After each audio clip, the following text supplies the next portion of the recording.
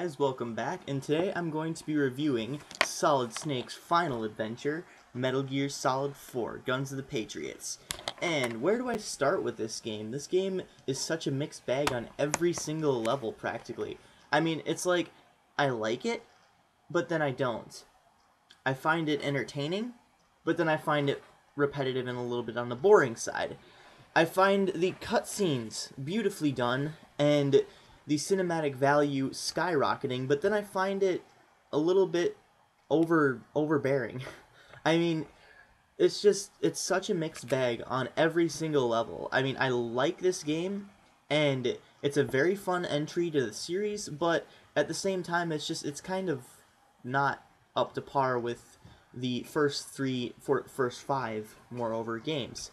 And you know, that the latter statement is a little bit more true to what I actually feel about this.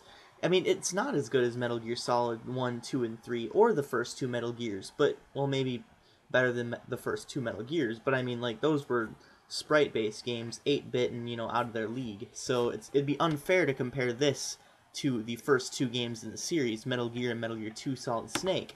But, overall, I had a lot more fun playing Metal Gear 2 Solid Snake than I did this, so I don't know. To start off, Solid Snake is now Old Snake, as you can see off the cover here, and he is succumbing to the disease of the Foxdie virus that was injected into him in the first Metal Gear Solid game. So, in order to combat this, basically he's a ticking time bomb. He can explode at any minute, and he wants to do one last thing before he dies, and that is stop the insurrection of Liquid Ocelot.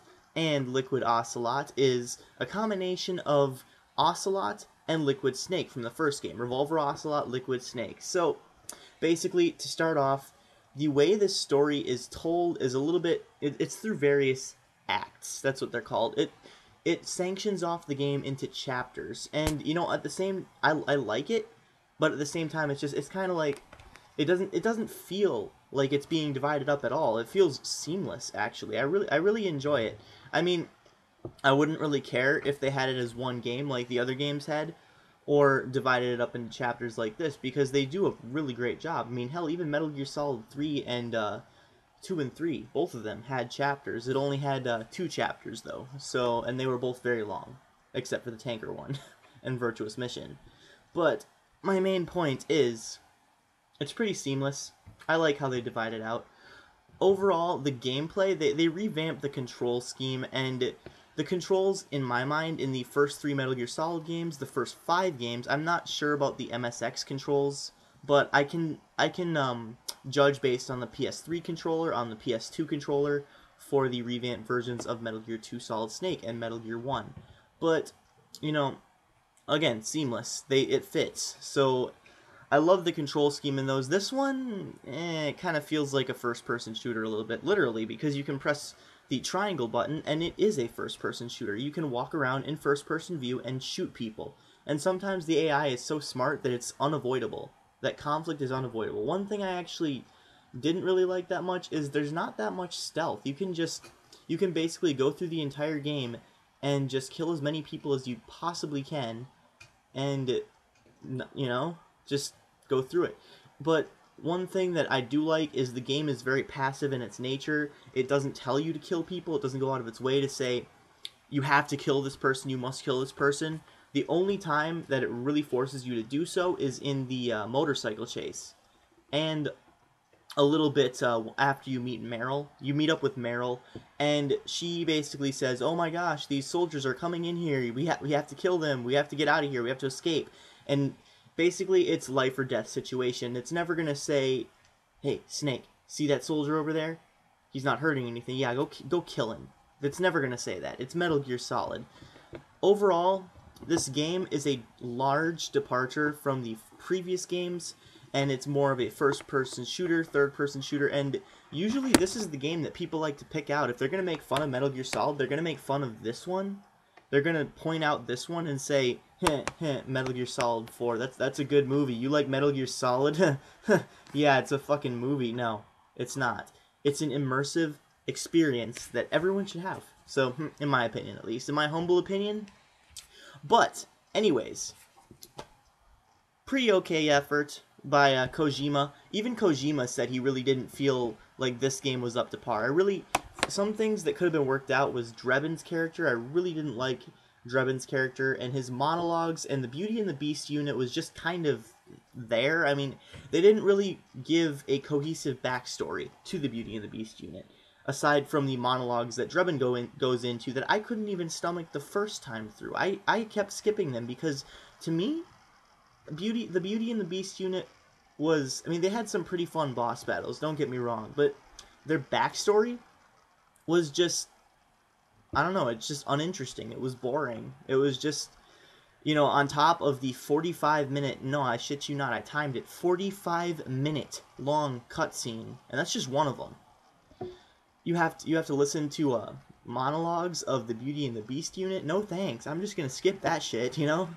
But yeah, that's another thing. The cutscenes were pretty beautifully...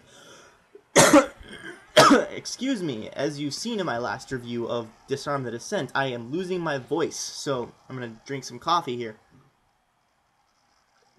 But the cutscenes are beautiful. They go all out on the graphical capacity, the art design, the art direction is phenomenal, and there's a lot of costumes that you can go into and change out of. There's even one for Altair from Assassin's Creed 1. In response, Assassin's Creed Brotherhood lets you change into Raiden from 4, I believe. Yeah, it was MGS 4. But anyways, the art direction and the cutscenes is phenomenal. I just wish that they would have shortened them up a little bit. And I can't believe I'm saying that, because I love long cutscenes. I love the long cutscenes in Metal Gear Solid 2, Metal Gear Solid 3, and I love them in the first one, even though they weren't as long. But just the way that Kojima expresses himself is just phenomenal. And, I mean, just everything. The character development is amazing. Just, you know, I sound like a complete fanboy right now, but I don't care. Metal Gear Solid is just one of those, you know, once-in-a-lifetime experiences. One series that captures just everything. I don't know how to explain it. It's just that feeling you get. But just the way that Kojima tries to, like, make his point, prove, you know, everything. It's just awesome.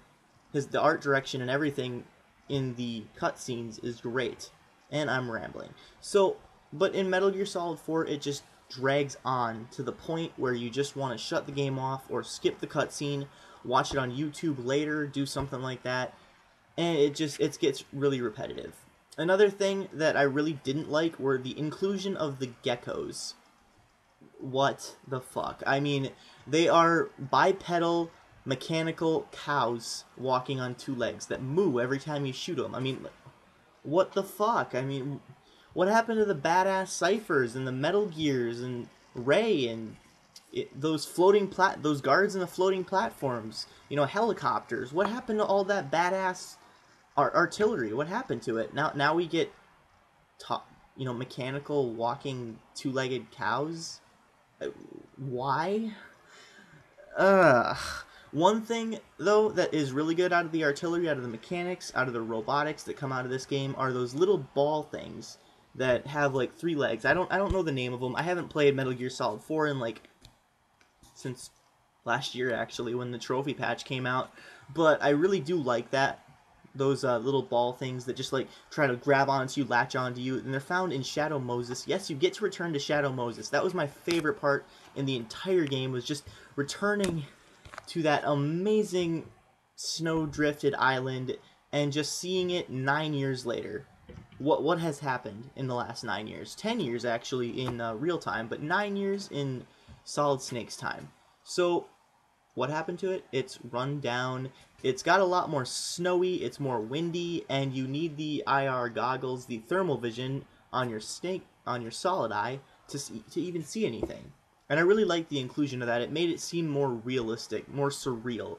And as much as I hate the geckos, they were placed in strategic locations where you had to sneak around them, and I really liked that part. You know, it was sort of a departure from the third-person shooter aspect. Another thing is you get to play as Metal Gear Rex. You get to actually control the monstrous behemoth that gave you such a hard time in the first game. And I say that because, yes, in the first game, Rex is a bitch to beat. I've only beat him once. Other than that, I have to go on easy. You know, call me a chump, but whatever. You know, I have to go on easy in order to beat him now. I can't beat him on normal. I had to have my friend do it. That game is just so hard with the bosses. I don't know what it is, you know? I mean, easy on Metal Gear Solid 1 is like normal for Metal Gear Solid 2. So, there is no easy for the first Metal Gear Solid. And easy on Metal Gear Solid 2 is a joke. So, anyways, 4. Metal Gear Solid 4, lots of extra Easter eggs, lots of fun to be had, and it's a pretty decent game. I mean, it's not the best game in the Metal Gear Solid series by any means, but it's not a bad game per se. There's lots of fun things. As I said, you get to control Metal Gear Rex, and with that is actually a fight between Liquid and his Metal Gear Ray and Rex. You controlling Rex. And Liquid, again, is in Liquid's arm, but there's more backstory on that in the game. Play it. And, yeah, there's just... it's awesome. One other complaint I do have about the game is its continuity in terms of its relation to Metal Gear Solid 2. They could have easily made this a sequel to 2, but they left it open. They left a giant gap in the timeline and just skipped right ahead. And they were going to fill that with Metal Gear Rising, but unfortunately, unfortunately, they changed it. They handed it off to the team that made Bayonetta, unfortunately, and turned it into a hack and slash atrocity. So, I actually just played the demo a few days ago, and I will be doing an impressions video on that, because I just, no. I want to get my opinion out there. And the reason why I'm doing the demo is because there's no way in hell I'm buying the game. Anyways, Metal Gear Solid 4, this is what this video is about. Metal Gear Solid 4, I'm going to give it a solid 8 out of 10. Because, you know, while I did enjoy the game the first time through, it doesn't have a lot of replay value, but it is very fun. Again, that first time through. And just returning to Shadow Moses was just off the charts. And on amazing level.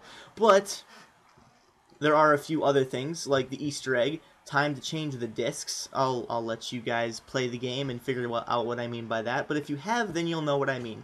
It's just a brilliant scheme by Kojima. Oh wait, we're using PlayStation 3! I mean, it's just the fourth wall. Breaking the fourth wall is what Metal Gear Solid is known for, and it doesn't fail in this game. So, 8 out of 10. Pick it up. You can get it for pretty cheap these days, so I only suggest this game, though, for the fans. I only suggest it for those who want to see what happens. There are a few extra story devices.